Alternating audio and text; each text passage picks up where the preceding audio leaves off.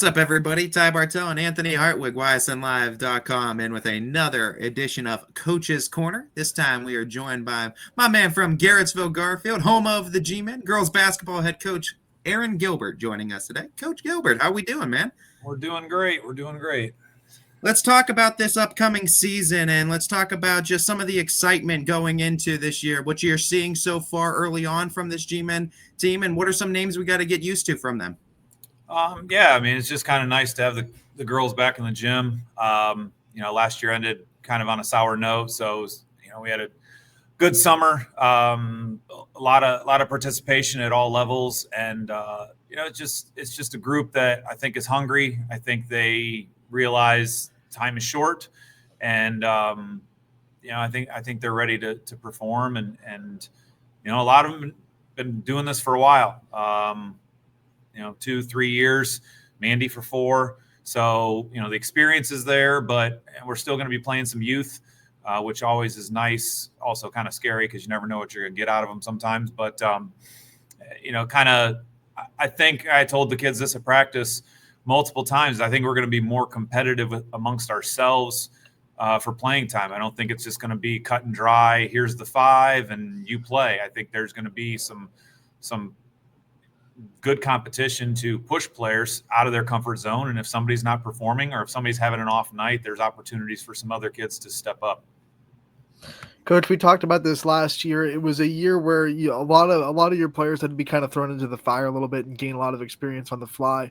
How much do you think that's going to help this year? I mean, obviously, you have a lot of experience, like you said, this year. So there's going to be a lot of girls that come back with situations under their belt, and they know what to do in those situations now. How much are you going to lean on? I do think, a lot of them having to play as sophomores and then playing without Mandy for a chunk of their sophomore year. I think that definitely kind of helped, but also hurt them. I think it helped them just from getting playing time, but I think it hurt them in their development that they weren't able to take it as slow as we necessarily wanted to. And then last year, I truly believe with nowadays with ACLs, with players, doctors are pushing these kids, in that 6 to 9 month window, and they're getting back on the court, and that's great. But I'm still in that 12 to 18 month window to be fully back to your player. And if you saw Mandy at all this volleyball season, she's back to how she was as a freshman. And if you look at the timetable, you're in that 12 to 18 month window. So even though the surgery and the surgeon may say, hey, you're good to go back, I think the physical and the mental, having the confidence in your body to go and do the things that you were doing before, I think that really showed with her in volleyball. She had a tremendous volleyball season. And also with the volleyball success, with some success in soccer, we got a lot of those kids. Cross country had some successes as well. The nice thing and bad thing about a small school is all my kids do something. I talked to some coaches like, yeah, we had these kids at open gym. And so I'm like, what are you talking about? Like, I've got 1, maybe 2 kids not doing anything right now. I couldn't have an open gym. So I really love the fact that when they come to basketball in October, on that first start date, that they're ready to go. They're not already 2 months in and already kind of dreading it a little bit. I feel like for each coach, the answer to this question kind of varies, but at this stage of your career, how do you define success, and what would you kind of consider a successful season this year? I kind of find that you do get spoiled by success and you forget the work that you took to get to that, not just from the kids, but also as a coach. And then when you have seasons like we've had the last 2 years, it's a real reminder, and you really question your own ability as to, am I still cut out to do this? What am I doing different? A lot of times you're not doing anything different. You just have different kids, and they're not at the same level of the kids that you had before. So you as a coach really evaluate yourself. One of the things that I took for granted for years was winning. And I've said this before, winning's hard. Some programs make it look effortless and do it year in, year out. And when you look at that sustainability, it's really remarkable. Just off, from the college football world, you look at some of those dominant programs and the sustainability, they can go now and buy players. We can't do that yet. But with us, we have to look down the hall to see who we're going to get. But, I've kind of learned, enjoy the wins a little bit more. Let the kids celebrate the wins a little bit more. Don't be so hard on them on some of the situations. We still have the expectation of the standard is the standard. And if we're not playing up to our level, even though it's a win, I've got to learn to not necessarily be complacent with it, but point out, hey, we can do this better, but still celebrate it. Cause this far in, it's, I was looking at, you always try to do the summaries going into the next season. And I was looking and I'm, I think I'm approaching like 600 high school games that I've coached. And it's just like, okay. One, that means I'm old. Two, that means you got to make sure that you're enjoying it, because if you're not, then you got to get out. Coach, what we haven't done yet is kind of a meet the team segment where we kind of go over the roster and the players and the names that we're going to hear a lot from the G-men. So who are some of those names? Obviously some familiar ones, maybe some new ones as well. Yeah, a lot of the players, like you mentioned, are returning. Of course, we've got Mandy Cardinal returning for her 4th varsity season. Riley Grace is going to see some minutes again as a starter like she has the last 2.5 years. Kaylin Tasker is in that as well, our 3 seniors that we have. Junior-wise, Charlie Hill saw a lot of minutes last year, even saw minutes as a freshman, came in as a sophomore and was asked to do a lot and is going to be asked to do a lot as well this year as a junior. Kyleen McMahon is another junior that saw some minutes as a freshman because of injury. And then, we asked her to do some stuff last year. She saw varsity time. Becca Evans, another junior that's going to see some time for us. She's one of those that, she's a do everything kid. She does 3 things in the fall. She's soccer, cross country, and flag line. So the winter is going to be kind of her break because she's only going to really focus on the one sport. So that's kind of nice. But she's just a fire plug when we put her in. It's just kind of nice to have that energy boost. Maddie Seiler, another junior who is instant energy when we bring her in the game. Keeping her healthy is just going to be one thing that we're focusing on. And then we have the Hill twins that are both sophomores that both of them kind of bring a little something different to the game and getting them court time. And then Peyton Soltis is another sophomore that's she's just one of those kids that makes it hard for me not to play her, because when I put her in, something good happens. And, she just knows how to get the ball on the rim, and she finds ways to score. Even last year when we'd stick her in for some minutes of varsity, she'd still get, 4 points in very, very limited minutes. So this year, we're going to see how that flies with her with giving her some more minutes. No, a lot of those girls on the volleyball team, too, had a successful season, and that's got to be nice coming into this basketball year, too. You're always, though, a coach, I feel like, that's always evolving, too, and you take with what you got, too, and you try to make things work, too, and you do a good job of evolving with the times. But for you, what is that? What's that one value that you never compromise on as a coach that stays consistent with you throughout your teams? Oh, that's effort. You can play hard. I don't care how good or bad you are. You got to play 100%, because if my best player is playing 100% and my worst player is playing 100%, that 100% that my worst player is giving me might be, 70% of my best player, but it's still that effort that is going to lead to something happening on the floor. Like, you want the fastest way to our bench is you dogging it on the floor. Like, we'll call you out, and the players will call you out because they know that's not how we play. As a player, way back in the day, that's the only way I could get on the floor was playing hard, because I wasn't a scorer, I wasn't a rebounder, but I could play hard, I could defend, and that was my contribution to the team. So I really try to have that, kind of reflected in the way our teams play. And if you do that, you should stay competitive enough to, hang around to give yourself some chances to win some games. Coach, let's transition into your schedule and preview what the G-men have in front of them this year. We'll start with the MVAC grade tier, as we always do. Some good players really left the MVAC grade tier. Some good players stayed. What do you see out of it, and how do you expect to stay competitive in this conference? Yeah, I'll probably take some flack for this answer, but I really think it's a two-man race. I really think it's LeBray and Crestview are at the top. Even though Crestview lost a couple players, they still have a pretty solid core. But LeBray brings amazing talent back from injury, along with the players that Mandy had last year. I think those two are really kind of above the rest of us, and then the rest of us we're all going to kind of fight it out. I do think, I could be wrong, but I do think it's going to be difficult to beat a lot of teams in the league twice. I think that whether it be scheduling, whether it be the lack of a JV team that now all of a sudden you're only playing a varsity game or a 2-quarter, that our kids are creatures of habit. And, those varsity kids that are used to sitting through a JV game and then getting warmed up at halftime and then going out, now all of a sudden with 2 quarters or no JV, that's going to change the flow.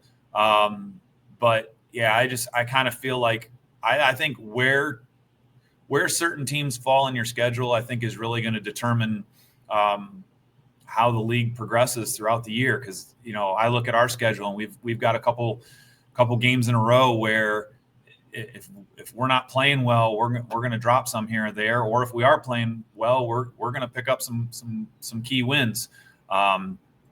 So I think it's going to be. I think Liberty's going to be up. I know she's got really good numbers this year, and with them, they're going to have athletes, and you just don't know who she's going to grab out of the hallway to come play. Southeast, Ashley does a great job. Mark's been around forever. I think he's the only one in the league older than me. And he what you're going to get out of them. Brookfield's got a new coach. Champion's going to play hard throughout the year. So I just feel like I think it's going to be competitive. But I do think that there are 2 that are just better than most of the other teams in the league.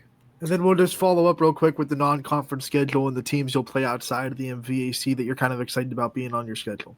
Yeah, I mean, we'll go back to South Range for the holiday mix that they have out there. We've got the early games this year, so Donnie didn't like us or wanted us out of there quick because I think we're the 10 o'clock game both days. So he either we were eating too many meatball subs or he just didn't want something. So we're only there for a little while this year. But we go there. We've got Mooney and Ursuline, which are 2 quality opponents right in the middle of the season.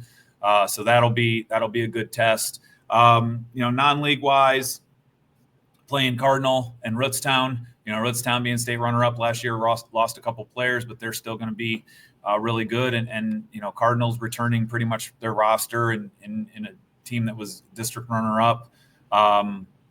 So yeah, I mean, and then we pick up out of the lower tier, we picked up Springfield Local because it's been a good game with them the last couple of years. So we were able, we're playing Matisse's crew at our place. So it'll be, it's going to be challenging, but not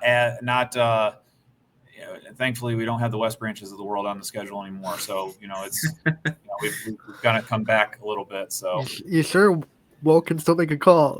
Yeah, I know. Walt can hear this and give me a call, but no, we're not at that level right now. But no, I like this group. They work hard.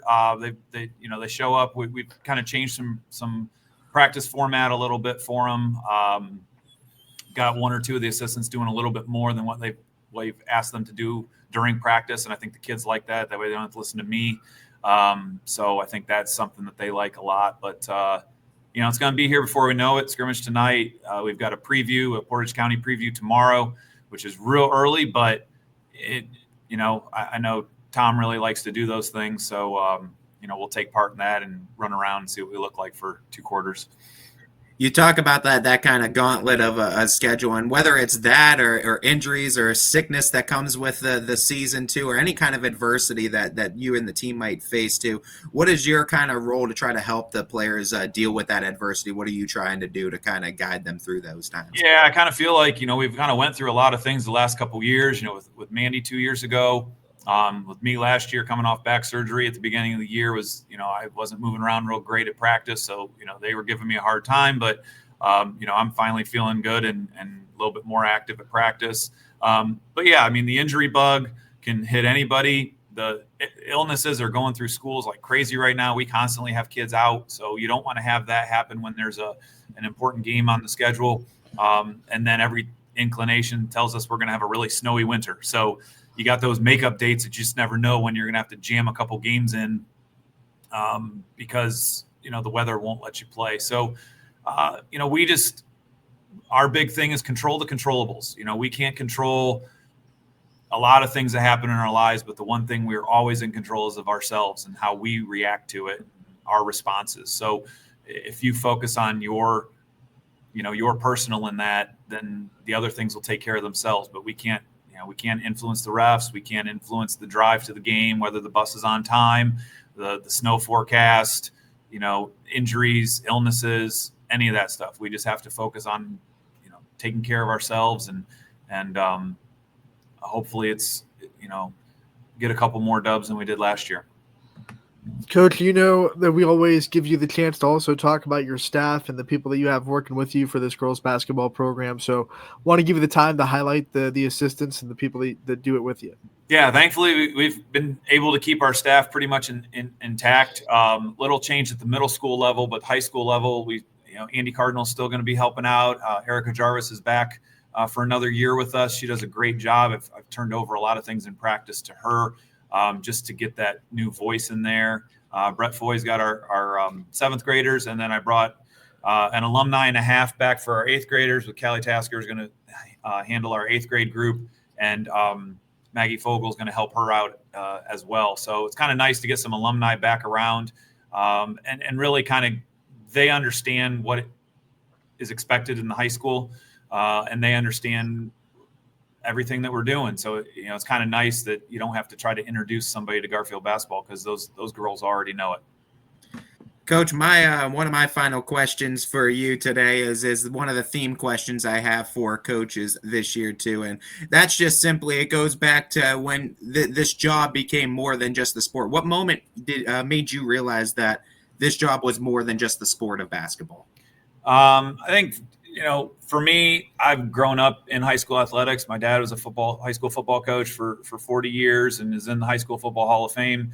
Not a lot of people can go to Ohio Stadium and go and see their dad's name on the wall, but his is down there. And so, when I was, in elementary school, first, second grade, when my friends during the summer were playing whatever, I was going to two-a-days with him and setting up drills and being a water boy and just doing all that type of stuff. So I've been immersed in high school athletics for basically my entire life. And I've seen his impact on players with even recently a lot of alumni that he's been around at coaching. In fact, this last weekend, he had two of his former assistants play each other in the playoffs. When Fremont Ross played Olmsted Falls, he had two of his former assistants, Chad Long and Tom DeLuca, who were coaching against each other, and he went to the game. He went to a couple of our high school game, and there were a handful of players that graduated a couple years after me. They were at the game, and I think it's just one of those where there's just relationships that you build that are timeless. I love when we have alumni pop back into the gym. We've already had 3 or 4 pop in, even in the first 2 weeks. We've had a handful ask, give me a game schedule. I want to get to a game. We did a post this past Mother's Day in May where I asked all my former players that are now moms to send me a picture of them with their kids. And I have, I think it was 15 players that are now moms. And that was kind of just one of those wow moments. A, I'm old. B, it was just like, wow, look at these kids. And, they're not kids anymore. They're moms and how they're raising their family, but they still, talk about how basketball affected them and tell stories about, hey, remember when this happened? Of course, they have a different interpretation of those stories than I do, or a different recollection of some of those stories, but they always remember something, and it's always something really odd. You're like, oh, I don't remember doing that, but okay, thanks. Yeah. But it's the relationship part. I'm sure if you get into coaching for the money, you're in for the wrong reason. If you're getting in it for the wins, you're in for the wrong reason. But if you're just in it to, impact the kids to see what they're going to turn into in adults, then you're doing it for the right reason. Coach, my last question for you. We see on the bulletin board behind you, let them know. What do you want people to know about Garfield girls basketball this year? After they play you, or if they played you twice, what do you want people to know about your team? I'll be bold. We're back. I love it. Simple. Oh, we are so back. That's what I told the girls. I said, now it's just to prove it, but I'm I told them, I'm tired of losing, you're tired of losing, and that's just kind of been our little mantra this year is we're back, and people are going to have to recognize that we're back. I'm excited, Coach. You just got me fired up. I'm ready to run through I'm fired up. We got our background. We got a scrimmage tonight, so I'm fired up to see if we are. Otherwise, I might have to re-record this thing in about 12 hours. So, Coach, we wish you the best of luck this season. Anthony and I are going to be out and about all basketball season long. No doubt we're going to be seeing you along the way, too. We can't wait to see you out there on the hardwood and see what this Garrettsville Garfield team's all about, too. And we're definitely excited if you guys are certainly going to be back this year. That's what we're hoping.